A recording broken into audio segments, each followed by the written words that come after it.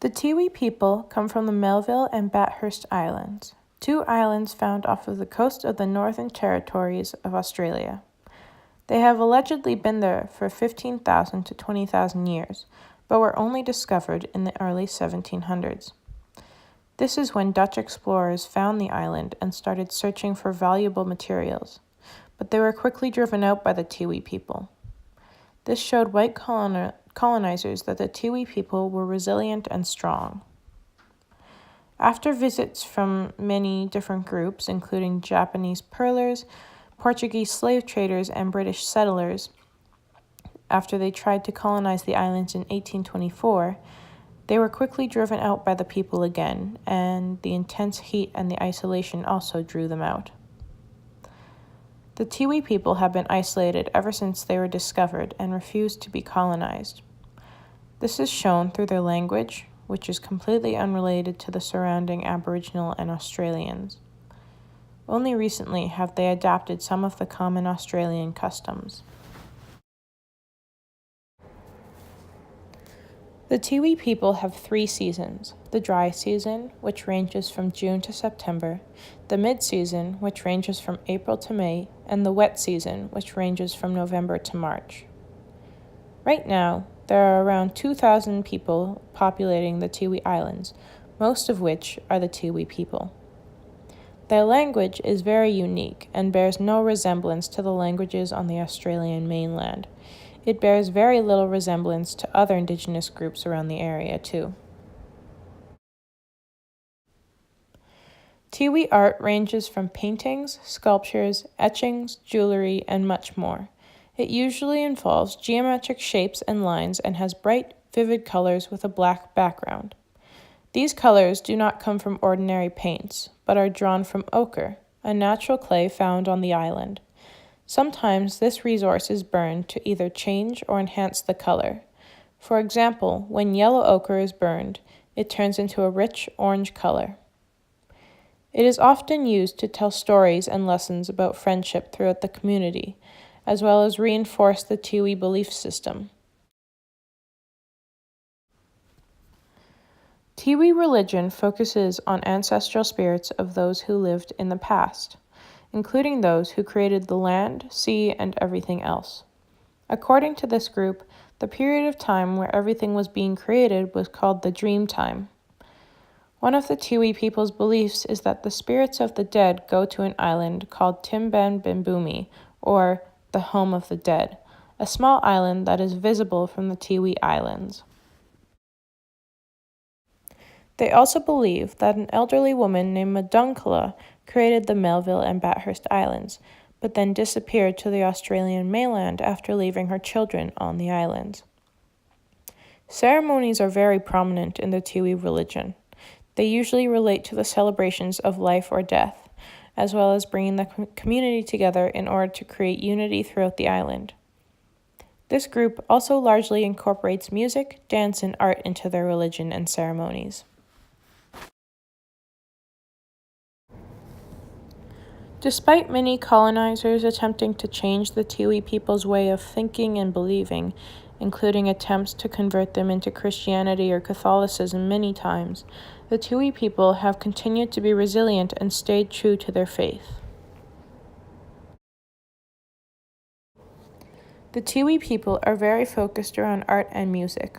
It is a part of their daily lives, as well as a significant contributor to their ceremonies and rituals. Much of the singing revolves around daily lives, including hunting, cooking, and family. They are filled with life lessons that have been passed down through generations. Unfortunately, their music is slowly dying out. This means that their culture and valuable lessons are also at risk for dying out. So, a group of Tiwi women, called the Strong Women's Group, is striving to preserve it by singing around different venues in Australia, as well as reviving some of the more ancient songs. By doing this, the group of women are spreading awareness about their culture and making their music more popular. In regards to ceremonies, the main ceremonial events that are performed are the annual Kaluma ceremony and the Pukami funeral ceremony. The Kaluma ceremony happens at the end of the wet season and acknowledges the good weather for health, hunting, and marriage. This annual celebration contains body painting, lots of singing and dancing, and eating yams. The Pukami ceremony is a celebration of death and occurs about 6 months after someone has passed away. This ceremony ensures that the person has gone from the physical world to the spiritual world. The art that is represented in this ceremony contains totem poles, body painting, and lots of dancing and singing. By incorporating music, art, and dance into their ceremonies, it gives meaning to them beyond the fact that it is expected. It brings unity and enjoyment, as well as a way to connect with whatever they are celebrating at the time. Whether they are celebrating friendship, life, death, a season, or anything else, physical and beautiful representations of those things, such as a song or a painting, help strengthen the appreciation for it.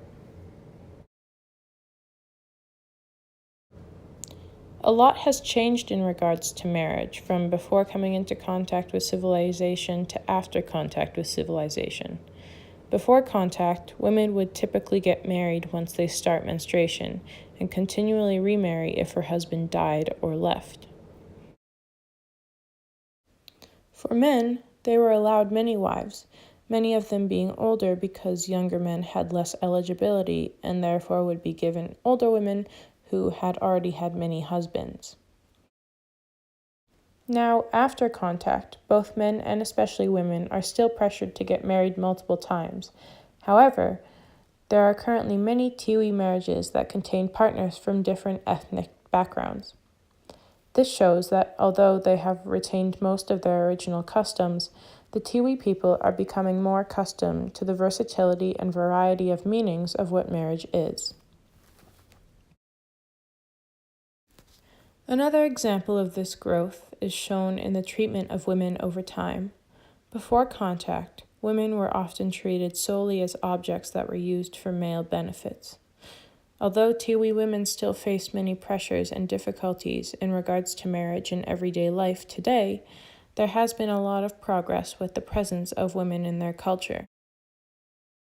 As stated before, a group of women is taking action to preserve Tiwi music and spread awareness of it by touring around Australia and performing the songs.